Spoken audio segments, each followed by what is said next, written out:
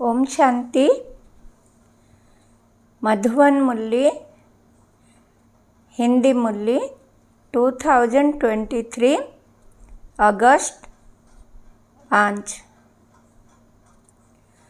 मीठे बच्चे, तुम अभी टिबाटे पर खड़े हो। एक तरफ है दुख धाम, दूसरी तरफ है शांति धाम और तीसरी तरफ है सुख धाम। अब जज करो हमें किधर जाना है। बाबा का प्रश्न है, किस निश्चय के आधार पर तुम बच्चे सदा हर्षित रह सकते हो? बाबा का उत्तर है, सबसे पहला निश्चय चाहिए कि हम किसके बने हैं। बाप का बनने में कोई वेद शास्त्र आदि पुस्तकें पढ़ने की दरकार नहीं है। दूसरा निश्चय चाहिए कि हमारा कुल सबसे श्रेष्ठ देवता कुल है। इस स्मृति से सारा चक्र याद आ जाएगा। बाप और चक्र की स्मृति में रहने वाले सदा हर्षित रहते हैं। आज का गीत है, किसी ने अपना बना के मुझको। ओम शांति। तुम बच्चों को तो पहले पहले खुशी होती है हम किसके बने हैं। ऐसे नहीं कहेंगे हम गुरु के बने हैं। बनना होता है बाप का। शरीर छोड़कर भी फिर बाप का बनना होता है। यहाँ भी बाप का बनना है। वेद शास्त्र आदि किसकी दरकार नहीं। बच्चा पैदा हुआ तो बाप समझते हैं मेरी मिल्कियत का ये मालिक है। संबत की बात है। तुम बच्चे भी जानते हो हम वास्तव में पहले भी परलौकिक बाप शिव बाबा के बच्चे हैं। पहले हम आत्मा है, पीछे हमको शरीर मिलता है। तुमको शरीर तो है, अब तुमको बेहद का बाप मिला है। उसने आकर अपना परिचय दिया। तुम कहते हो बाबा हम आपके हैं और कोई संबंध नहीं, बाप के बच्चे बने हैं। ये कहते हैं मैं कोई गुरु गोसाई नहीं हूँ। बोर्ड पर भी ब्रह्म कुमार कुमारियाँ का नाम लिखा हुआ है, तो जरूर बाप भी होगा। लिखते हो हम ब्रह्म कुमार कुमारियाँ हैं, ये संबंध हुआ ना।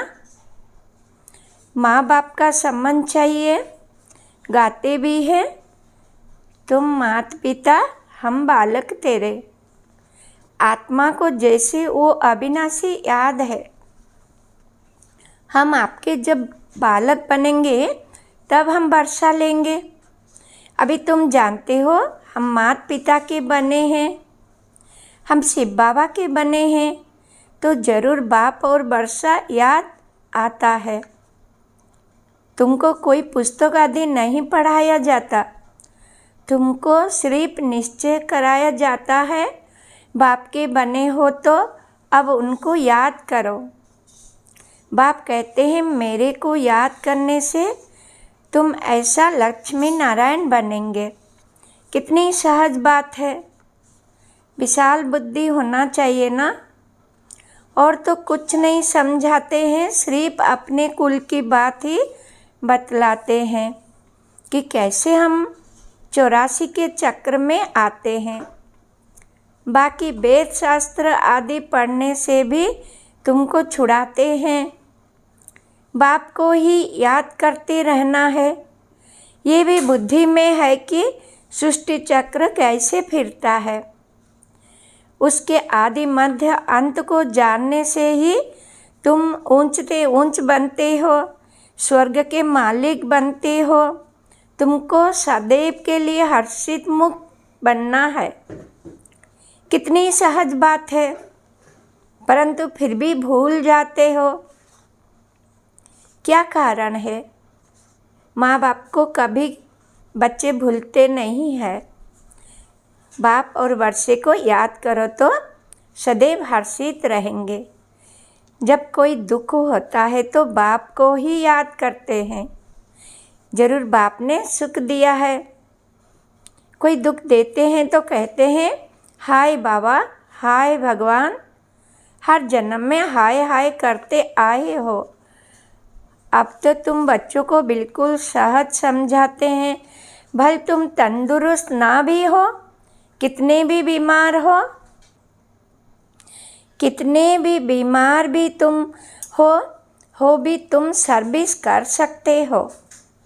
जैसे बीमारी में मनुष्य को कहते हैं राम राम कहो, तुम भी बीमारी में फिर औरों को बोलो शिव बाबा को याद करो।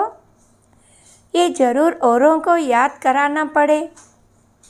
मरने की हालत में भी तुम ये नॉलेज औरों को दे सकते हो। परमात्मा के तुम बच्चे हो, उनको याद करो।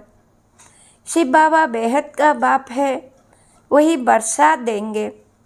सर्विस का शौक होगा तो मरने समय भी किसको ज्ञान देंगे। ऐसे नहीं हॉस्पिटल में पड़े रहे और मुख बंद हो जाए, मुख से कुछ ना कुछ निकलता रहे। कितनी अच्छी अवस्था होनी चाहिए। बीमारी में भी बहुत सर्विस कर सकते हो। मित्र संबंधी आएंगे, उनको भी कहेंगे परमात्मा को याद करो, वही सबका रखवाला है, इसलिए शिव बाबा को याद करो। वो एक है। वर्षा भी सबको एक से मिलता है। लौकिक संबंध में वर्षा मेल को मिलता है। कन्या है ही 100 ब्राह्मण से उत्तम। पवित्र को दान दिया जाता है। तुम कन्याएं सबसे पवित्र हो, इसलिए कहते हैं हम कन्या को दान देते हैं। वो बड़ा दान समझते हैं। वास्तव में वो कोई दान होता नहीं। दान तो अभी तुम करते हो। कहते हो हम अपनी कन्या शिव बाबा को देते हैं स्वर्ग की महारानी बनने के लिए। परंतु कन्या भी ऐसी अच्छी पढ़ी लिखी हो, अपनी दैवी कुल की हो, जो समझाने से झट समझ जाए। सर्विसेबल चाहिए। छोटे बच्चों को तो नहीं संभालना है। कोई को भी समझाना पड़ा, सहज है कि शिव बाबा तुम्हारा बेहद का बाप है। चित्र सामने है, देखो ये ऐसा सज्जों का वर्षा पा रहे हैं। इन लक्ष्मी नारायण को वर्षा कहाँ से मिला? कितनी सहज बात है। इसलिए बाबा बड़े चित्र भी बनवा रहे हैं। अभी ये नाटक पूरा होता है। हमने 84 जन्म का पाठ बजाया। अब वापस बाबा के पास जाते हैं, फिर नई दुनिया में आएंगे। हमारा बाबा नए दुनिया का रचयिता है, उसका हमको मालिक बनाते हैं। आपको भी तरीका बतलाते हैं कि बेहद बाप से सदा सुख का वर्षा तुमको कैसे मिलेगा। एक तो समझाओ, मैं आत्मा हूँ, मैं आत्मा खाती हूँ, मैं आत्मा चलती हूँ। ये बड़ी बड़ी प्रैक्टिस चाहिए। देह अभिमान टूट जाए, देह अभिमानी को लौकिक संबंध याद आएंगे। देही अभिमानी को परलौकिक बाप की याद पड़ेगी। उड़ते बैठते चलते ये बुद्धि में रहना है, मैं आत्मा हूँ। बाप की मत पर चलना है। शिव बाबा मत दे रहे हैं, अपने को आत्मा समझो। मेहनत करनी है, स्वर्ग के भांति तो बनेंगे, परंतु थोड़े में खुश नहीं हो जाओ। फल स्वर्ग में तो जाएंगे, परंतु पक्के मातेले बनो। मातेला उनका कहा जाता है जो बाप दादा को ही याद करते। दूसरा कोई याद पड़ता तो वो सौतेले हो जाते हैं। बहुत है जिनको दोनों याद पड़ते रहते हैं। ये बाप है अविनाशी, स्वर्ग का वर्षा देने वाले। ये भी कुल है, वो भी कुल है, उनसे तो दुख ही मिलता है। बाकी अल्पकाल क्षणभंगुर सुख का वर्षा मिलता है। अब बुद्धि से जज करना है हम किस तरफ जा रहे हैं और किस तरफ जाएं, लौकिक तरफ व परलौकिक तरफ। बुद्धि कहती है पारलौकिक बाप के बनकर हम क्यों नहीं स्वर्ग तरफ जाएं। लौकिक संबंध से जीते जी मरना है, पारलौकिक बाप का बनने से स्वर्ग का मालिक बनेंगे। यहाँ तो नर्क के मालिक बनते हैं। अब आत्मा कहती है बुद्धि को कहाँ जोड़ें, अपने शांतिधाम सुखधाम में जाएं या यहाँ जाएं। वास्तव में यहाँ जाएं, ये उठना ही नहीं चाहिए। यहाँ तो जन्म जन्मांतर रहे हैं, अब तो हम पारलौकिक बाप को कभी छोड़ेंगे नहीं। यहाँ तुम बच्चे सम्मुख बैठे हो, तुम्हारा लौकिक संबंध कोई है ही नहीं। बुद्धि कहती है हम तो बाबा के साथ मुक्तिधाम शांतिधाम जाएं। यहाँ तुम बच्चे सम्मुख बैठे हो, तुम्हारा लौकिक संबंध कोई है नहीं। बुद्धि कहती है हम तो बाबा के साथ मुक्तिधाम शांतिधाम जाएं। सवेरे उठ ऐसे ऐसे बैठ विचार सागर मंथन करना है, बैठने से बड़ा मज़ा आएगा। अब किस तरफ जाना चाहिए, नर्क तरफ क्यों जाएं? ये माया बड़ा धोखा देती है। अभी तो तुम्हारे पास एम ऑब्जेक्ट है, अभी तुम किनारे पर हो। जानते हो इस तरफ तो दुख ही दुख है, उस तरफ 21 जन्म का सुख है। बाप कहते हैं मेरे को याद करो क्योंकि मेरे पास आना है। माया कहती है दुनिया तरफ जाओ, कहाँ जाए? रास्ता तो मिला है, एक तरफ है स्वर्ग में जाने का रास्ता, दूसरी तरफ है नरक में जाने का रास्ता। टिवाटा होता है ना, 3 गली के बीच में टिवाटा होता है। अब हम किस तरफ जाएं? एक गली है मुक्ति की, एक गली है जीवन मुक्ति की और एक है नरक की। जैसे 3 नदियों का संगम है, 3 वाटिकाएं हैं, एक वाटिका में हम हैं। टिवाटे का मिसाल अच्छा है। अब कहाँ जाएं? नरक का तो विनाश होना है, यहाँ दुख बहुत है। अभी हम टिवाटे पर खड़े हैं, पीछे तो नहीं हटेंगे। दुख की गली से निकाल बाबा ने टिवाटे पर खड़ा किया है। दुखधाम की गली से तो तुम जन्म जन्मांतर पास कर आए हो। अब बुद्धि कहती है मुक्ति जीवन मुक्ति तरफ जाएं। मुक्ति धाम में तो सदैव के लिए बैठना नहीं है। ऐसे नहीं हम पाठ से छूट जाएं, आए ही नहीं। पाठ से छूटना नहीं हो सकता, ड्रामा अनुसार आएंगे जरूर, तो फिर मच्छर सदृश मरेंगे।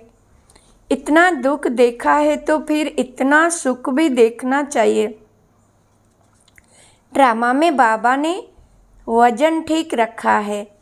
जिनका पाठ ही थोड़ा है, आए 1-2 जन्म लिए, ये गए।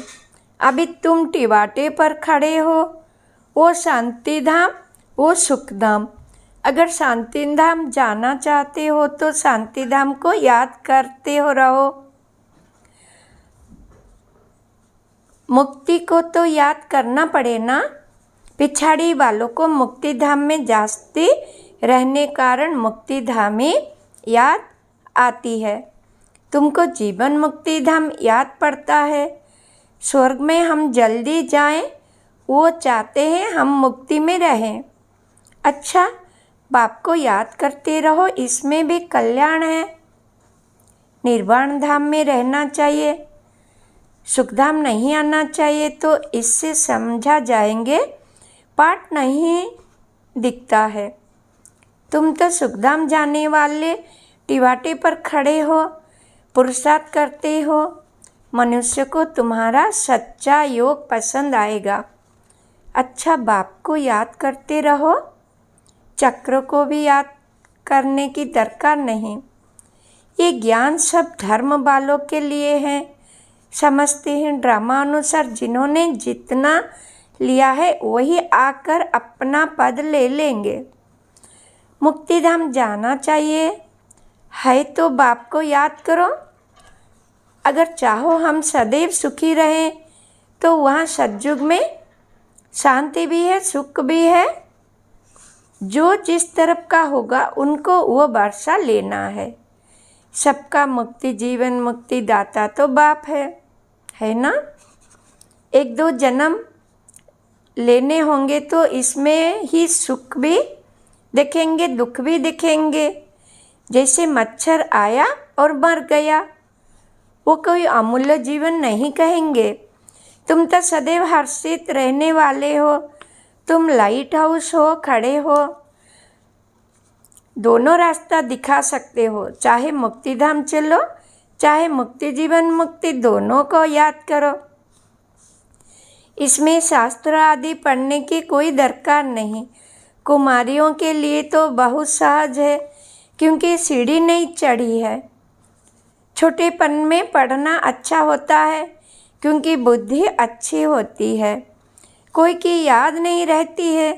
तुम सब कुमारियाँ हो, तुम्हें और कुछ करना नहीं है, सिर्फ पढ़ाई में लग जाओ, बस बेड़ा पार है। ये बातें बेहद का बाप ही समझाते हैं, जो फिर हमको स्वर्ग का मालिक बनाते हैं। चित्र भी है, हमको ऐसा बनना है। बाप कहते हैं इस पढ़ाई से तुम सो देवता बनेंगे। अभी ये खेल पूरा होना है। मनुष्य तो घोर अंधियारे में पड़े हैं, तुम अब सोजरे में हो। बाप ने आकर नींद से जगाया है ये बुद्धि को आत्मा को जगाया जाता है। बाप आकर के जगाते हैं, जागो, सुखधाम के लिए पुरुषार्थ करो। जो तुम्हारे कुल के होंगे वो आते रहेंगे, वृद्धि को पाते जाएंगे। तुम्हारी प्रजा कितनी बनती है तुम हिसाब लगा सकते हो? नहीं। कोई कितना सुनते हैं, कोई थोड़ा सुनकर चले जाते हैं, हिसाब थोड़े ही निकाल सकते हैं। बड़ी माला, छोटी माला, साहूकार, प्रजा कैसे बनती है, कौन बनते हैं, वो सब बुद्धि में है। मुख्य सूर्यवंशी महाराजा महारानी कौन बनेंगे, फिर चंद्रवंशी कौन बनेंगे, कितनी प्रजा बनना है, सब बातें तुमको यहाँ बतलाई जाती है। सारे झाड़ अथवा सभी धर्मों के चक्र के बीच से कैसे टालियाँ पत्ते आदि निकलते हैं, अभी भी पत्ते निकलते रहते हैं। वहाँ निराकारी दुनिया एकदम खाली हो जाएगी, फिर विनाश होना चाहिए। बड़ी लड़ाई में करोड़ों मरे होंगे अनगिनत, यहाँ तो कितने खलास होंगे। बाकी थोड़े सतयुग में आकर राज्य करेंगे। अभी तो कितने मनुष्य है, अन्न ही इतना नहीं। तुम बच्चे जानते हो बाबा आते ही हैं संगम पर। बाप समझाते हैं बच्चे शरीर निर्वाह अर्थ कर्म तो करना ही है। हर बात में राय पूछते जाओ, हर एक का हिसाब किताब अपना अपना है। श्रीमत अविनाशी सर्जन से लेते जाओ, सबको अपने अपने दवाई बताएंगे। समझाया जाता है ये दुनिया खलास हुई पड़ी है, अब बाप को याद करो तो बेड़ा पार हो जाएगा। बाप आए ही हैं नर्क का विनाश कर स्वर्ग की स्थापना करने। हम आपको भी राय देते हैं, श्री श्री से मिली हुई श्रीमत हम आपको भी देते हैं। बाप कहते हैं मुझे याद करो तो तुम स्वर्ग के मालिक बनेंगे। अच्छा, मीठे मीठे सिखलादे बच्चों प्रति माता पिता बाप दादा का याद प्यार और गुड मॉर्निंग। रूहानी बाप के रूहानी बच्चों को नमस्ते। धारणा के लिए मुख्य सार। नंबर 1, शारीरिक की शौक रखनी है। बीमारी में भी बाप की याद में रहना है और दूसरों को भी याद दिलाना है। मुख से ज्ञान दान करते रहना है। नंबर 2, पक्का मातेला बनना है, अर्थात एक बाप की ही याद में रहना है। सवेरे सवेरे उठ विचार सागर मंथन करना है, दूसरा कोई की याद ना आए। वरदान, अपनी शुभ और शक्तिशाली भावनाओं द्वारा विश्व परिवर्तन करने वाले विश्व कल्याणकारी भव। आप बच्चों के मन में सदा यही शुभ भावना है कि सर्व का कल्याण हो, हर आत्मा अनेक जन्म सुखी हो जाए, प्राप्तियों से संपन्न हो जाए। आपकी इस शुभ और शक्तिशाली भावनाओं का फल विश्व की आत्माओं को परिवर्तन कर रहा है। आगे चल प्रकृति सहित परिवर्तन हो जाएगा, क्योंकि आप संगम युगी श्रेष्ठ आत्माओं को ड्रामा अनुसार प्रत्यक्ष फल प्राप्त होने का वरदान है। इसलिए जो भी आत्माएं आपके संपर्क में आती है, वो उसी समय शांति व स्नेह के फल की अनुभूति करती है। स्लोगन, त्रिकालदर्शी स्थिति में स्थित रहकर निर्णय करो तो हर कर्म में सफलता प्राप्ति होगी। ओम शांति। धन्यवाद। Thank you Shiv Baba.